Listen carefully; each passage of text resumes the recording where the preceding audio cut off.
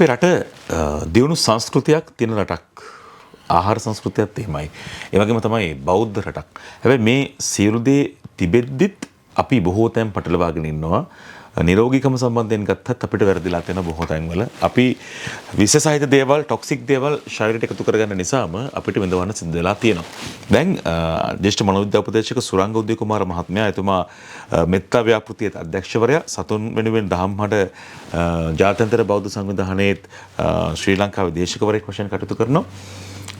මම ඔබෙන් දැනගන්න කැමතියි දැන් මේ බෞද්ධකම අපිට උගන්වනවනේ මනසින් දියුණු වෙන්න වගේම දියුණු මිනිස්සු පිරිසක් බවට පත් වෙන්න. හැබැයි අපිට කොහේ හරි තැනක වරදලා තියෙනවා. අපි මස් මාංශ අනුභව කරමින් ටොක්සික් දේවල් ශරීරයට ගනිමින් වරද්දගෙන තියෙනවා. ඔබ මොකද කරන්නේ?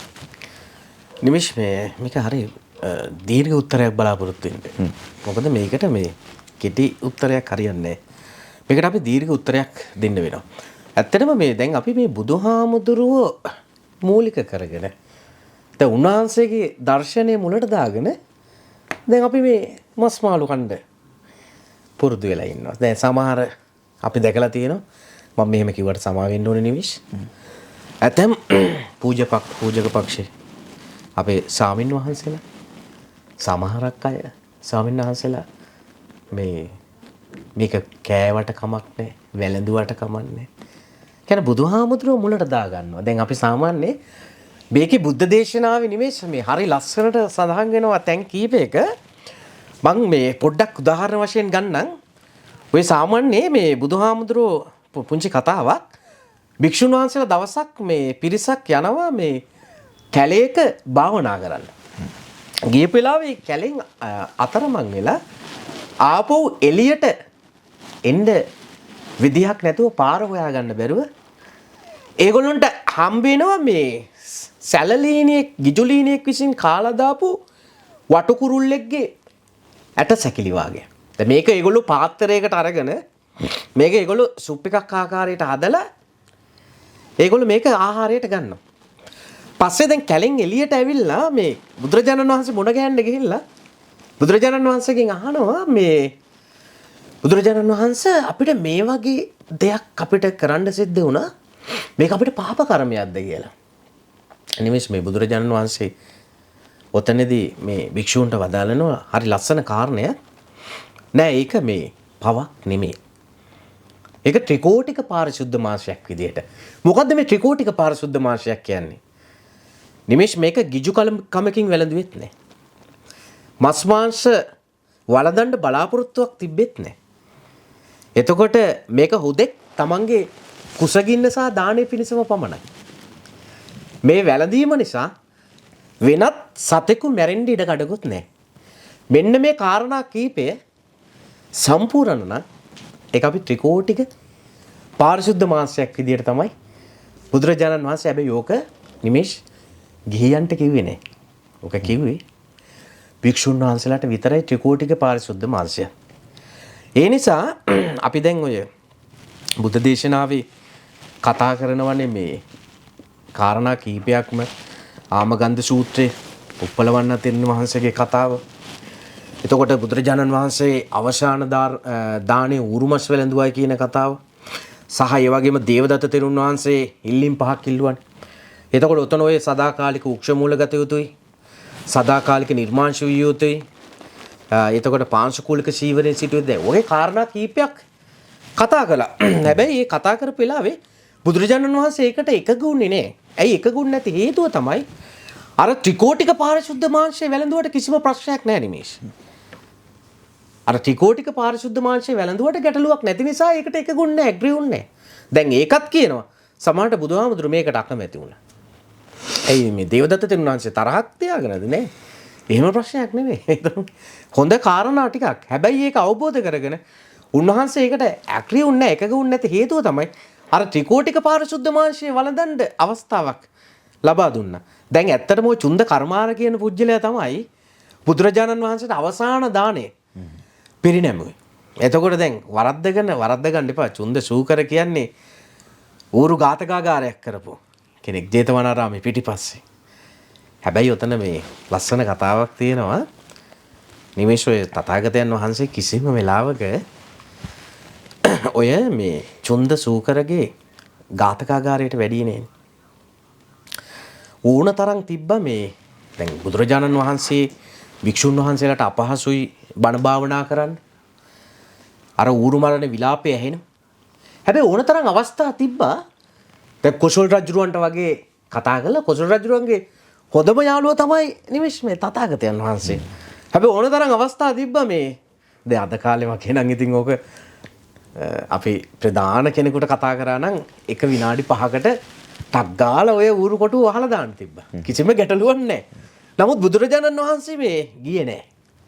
බුදුරජාණන් වහන්සේ ඔතන ලස්සන කතාවක් කිව්වා මේ සංසාරේ අපි කරගෙන ඉන ගනුදෙනු ටිකක් තියෙනවනේ නිමිෂ්. අපිට අන්න ඒක කරගෙන යන්න සිද්ධ වෙනවා. කාරණාව අපිට මතක් කරනවා. එතකොට ඔය දැන් බුදුරජාණන් වහන්සේට පූජා කරපු හතු වර්ගේ ඒක ඇවිල්ලා දැනට ප්‍රංශේ ඒ වගේම ඉතාලි වල මේක ඊටාම මිල අධිකයි. මේක දැන් ඌරෝ ට්‍රේන් කරලා තමයි මේක ට්‍රේනින් කරලා තමයි ඒගොල්ලෝ පුහුණු කරලා සාමාන්‍ය මේක තියෙන්නේ පොළොව යට අඟල් 18ක් සහ අඟල් 24ක් වගේ අඩි 1.5ක් දෙකක් යටින් තියෙනවා. මේක ඊටාම ගණන්. සාමාන්‍ය ලංකාවේ මුදලින් ලක්ෂ 25ක් 30ක් විතර වෙනවා මේකේ රාත්තලා. ඔබට මේක බලන්න උනත් පුළුවන් ගිහිල්ලා net එකේ සර්ච් කරලා බලත හැකි Google එකේ සර්ච් කරලා. ඉතින් මේ ඇත්තටම දැන් අපි මේ ඇයි අපි මෙහෙම කරන්නේ? දැන් අපි හිතනවා මේ මස් ටිකක් අපි වෙළඳ පොළට ගිහිල්ලා අපි ගත්තට පස්සේ අපිට පවක් නැහෙනි. දැන් අපි එහෙම හිතනවනේ. දැන් අපිට පවක් සිද්ධ වෙන්නේ නැහෙනි. අපි මේකට අපි ඝාතනය කරේ නැහෙනි. අපි මැරුවේ නැහෙනි. ඒ හින්දා දැන් ඔබ නිකමට හිතන්න නිමිෂ් මම පොඩි උදාහරණයක් ගන්නම්. ඔයා කඩේකට ගිහිල්ලා අද ඉල්ලනවා මේ මට දෙන්නකෝ මේ කුකුල් මස් කිලෝ එකක්. එතකොට ඔයා පහුවදාට දැන් ඔයා වගේ 50 දෙනෙක් ඇවිල්ලා එතනින් කුකුල් මස් කිලෝ 50ක් ගත්තොත් ඒ සම්පූර්ණ මේක හිස් වෙනවනේ. ඒ සීතකරණ හිස් වෙනවා. එතකොට පහුවදාට ඔයා ඕඩර් එකක් දීලා නේද? දැන් ඔයාකට හවුල්කාරයෙක් වෙලා. දැන් අපි හිතන්නේ නෑනේ. අපි හිතනවා අපි මැරුවේ නෑනේ. දැන් අපිට පැත්තකට වෙන්න පුළුවන්. අපි මේකට මේ හවුල්කාරයෙක් නෙවෙයි කියලා. ඇත්තටම දැන් අපි මේකට මේ හවුල්කාරයෙක් වෙලා. අනිත් කාරණාව තමයි සාමාන්‍ය බුදුරජාණන් වහන්සේ මේ ලස්සන කාරණාවක් කියනවා. මම පුංචි තැනක් පැහැදිලි කරන්නම්. නිමේෂ් උන්වහන්සේට ඔය ගිජ්ජකූට පර්වතය අසල උන්වහන්සේ සක්මන් කර කර ඉද්දී මහා විශාල කළුගලක් පෙරළුවානේ දේවදත්ත තෙරුන් වහන්සේ. එතකොට ওই විශාල කළුගල තවත් කළුගල් දෙකක් ඇවිල්ලා පිළිගත්තානේ. ඒ පිළිගත්ත වෙලාවේ අර කළුගලෙන් කොටසක් කැඩලා ගිහලා තථාගතයන් වහන්සේගේ සිරිපතුල රතු බෑගෙන එනවා. මේ අවස්ථාවේදී තථාගතයන් වහන්සේ ළඟට ඇවිල්ලා භික්ෂුන් වහන්සේලා වට කරගන්නවා. නැවත වතාවක් දේවදත්ත තෙරුන් වහන්සේ ඇවිල්ලා නැවත වතාවක් අජාසත්ත රජුරු ඇවිල්ලා මේ තථාගතයන් වහන්සේ විනාශ කරයි. උන්වහන්සේ ඝාතනය කරයි. නැති කරයි කියලා. හැබැයි තථාගතයන් වහන්සේ උතනදී ලස්සන උත්තරයක් දෙනවා නිමිෂ්. භික්ෂුන් වහන්සේලාට කියනවා මහණෙනි නුඹලාගේ වාසස්ථාන භූමි කරා වඩි. නුඹලාගේ වාසස්ථාන භූමි කරා වඩි. තථාගතයන් වහන්සේට ඝාතනය කරන්න කාටවත් බෑ. තථාගතයන් වහන්සේ විනාශ කරන්න කාටවත් බෑ. තථාගතයන් වහන්සේ නැති කරන්න කාටවත් බෑ. උතන හිටිය භික්ෂුන් වහන්සේ නමක් නිමිෂ් ප්‍රශ්නයක් අහනවා. මෙච්චර විශාල කළුගලක් ඔබ වහන්සේ 이르දියක් දක්කලද නැවතුවා යනවා. තථාගතයන් වහන්සේ දෙන උත්තරේ බලන්න නිමිෂ්. නෑ. නැත මහණෙනි. නැවත වතාවක් අර භික්ෂුන් වහන්සේ අහන ප්‍රශ්නයක් මෙතරම් විශාල කළුගලක් 이르දියක් දක්කලා නම් නැවතුවේ නැත්තම් කොහොමද මෙතරම් විශාල කළුගලක් තථාගතයන් වහන්සේ නැවතුනේ? දෙන ලස්සනම උත්තරේ නිමේෂ් මෙතන තියෙන්නේ. මහණෙනි මම්මගේ ආරක්ෂාව පෙර හදලා තිබ්බේ. බලන්න. මම්මගේ ආරක්ෂාව පෙර හදලා තිබ්බේ. මම ප්‍රාණඝාත ශික්ෂාපදේ ආරක්ෂා කරලා තිබ්බේ. මං අනුන්ගේ ජීවිත විනාශ කළේ නෑ. බලන්න දෙන උත්තරේ මම්මගේ ආරක්ෂාව පෙර හදලා තිබ්බේ. එහෙනම් අපි දැන් මේ කියන්නේ නිමිෂ් දැන් මේ සත්ත්ව ඝාතනයේට මේ සත්ත්ව හිංසාවට අපි හවුල්කාරයෙක් වෙනවා. බුදුරජාණන් වහන්සේ භයානකම අකුසල කර්මයක් විදිහට තමයි නිමේෂ් කතා කරනවා මේ පශ්චාත්තාප වීම. පසුතැවිලි වීම. ඕක හරි භයානකම අකුසල කර්මයක්. දවසක් මල්ලිකා දේවිය නානකොටුවේ නාන්න යනවා සුනකෙක් පස්සෙන් යනවා.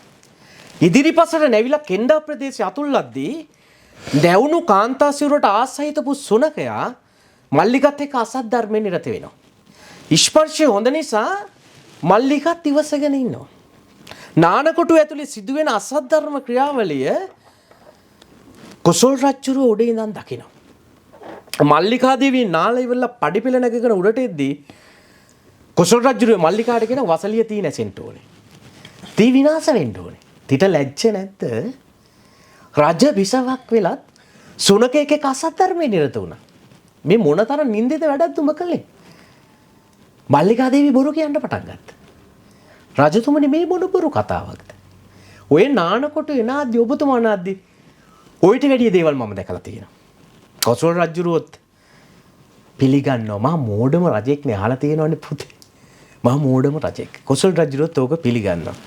අර හාල් නැලි 16ක බත් කාපු මහා විශාල බඩගෙඩියක් තිබ්බ තථාගතයන් වහන්සේ ළඟ බණ අහන්න වාඩි වෙච්ච ගමන් නිින්ද ගියපු මුළු ජීවිත කාලෙම තථාගතයන් වහන්සේ ඇසුරු කරලවත් අඩුම තරමින් සෝතාපට්ටි ඵලයටවත් පත් වෙන්න බැරි වෙච්ච රාජ්‍ය ගණනාවකට හිමිකම් කිව්වත් අම්බලමක සේවිකාගේ උකුල මත හිස තියාගෙන මැරෙන්න සිද්ධ වෙච්ච මහා මෝඩ රජෙක් කොසල් රජුරෝ කිව්වා මල්ලිකා මං යන්නම් නාන්න උඹ බලපන් මාව පේන විදිය කිව්වා.